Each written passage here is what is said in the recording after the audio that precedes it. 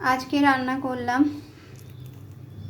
বরবটি ভাজা আর করব পুঁই শাক।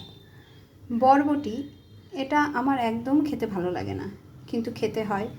ওই যে পড়েছি মোগলের হাতে, খানা খেতে হবে সাথে, সেই জন্যে খেতে হয়। আমি এখানে এসে অনেক কিছুই খাই কর্তামশাইয়ের পাল্লায় পড়ে, যেটা আমার বাবা মাও খাওয়াতে পারেনি। তো এটা খাই শুধু কর্তামশাইয়ের জন্য নয়, মেয়ের জন্য, যে আমি না খেলে মেয়েটা হয়তো খাবে না।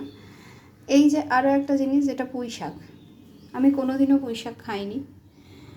পুঁই শাক, ভেন্ডি, বিউলির ডাল, এগুলো আমার ঠিক কেমন একটা যেন লাগে, মুখে নিলে কেমন পিছলা পিছলা, আমার ঠান্ডা লাগা একটা ভাব লাগে। আমি খেতে একদমই পছন্দ করতাম না।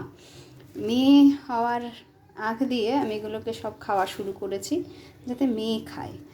তবে আমি এগুলো খেতাম না বলে মা একটা রান্না করতো খুব সুন্দর, এখনও আমার মুখে আর কি লেগে আছে রান্নাটা।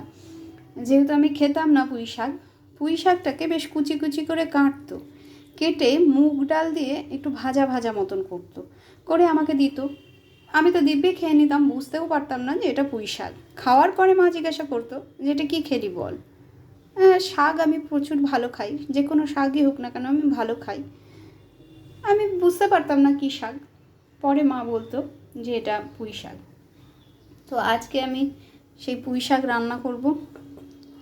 মেয়ের জন্য পুঁই শাক খাওয়া শুরু করেছি ঠিকই, তারপরে এই বরবটি, মানে যা যা খেতাম না মেয়ের জন্য শুরু করেছি, এখন দেখি মেয়ে সেগুলোই খায় না। তাহলে কেন যে শুরু করলাম এসব খাওয়া, এখন তাই ভাবি। এদিকে মটর ডাল করছি, আজ আমাদের নিরামিষ, কারণ আগামীকাল একাদশী। তো একাদশীর আগের দিন তো নিরামিষ খেতেই হয়, সেই জন্যে আজকে আমাদের নিরামিষই হচ্ছে। তো এই ছিল আমার ছোট্ট একটা রান্নার ভিডিও। আবার আগামীকাল একাদশীতে কি রান্না করব সেটা দেখাবো।